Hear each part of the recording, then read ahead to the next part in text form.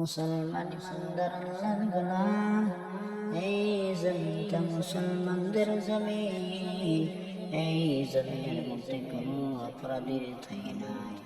আজকে বাংলাদেশ তো 313 জন মুসলমান নয়, লক্ষ কোটি কোটি মুসলমান। তারপরে আমার আপনার সামনে পয়গম্বরকে সন্তান বলে গালি দেওয়া হয়।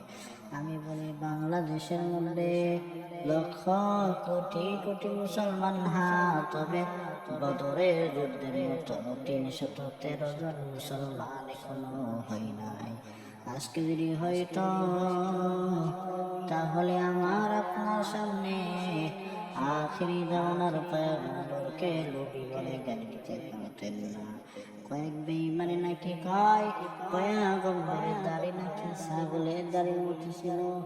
আবার কোটিবার বেঈমানে কয় আমার আপনার পয়গম্বর নাকি যৌবনের চাহিদা পূরণ করার জন্য একাধিকবার বিবাহ করেছে। ও মুসলমান ইমানদার, নাউযুবিল্লাহ বললে ইমানের হক আদায় হবে না।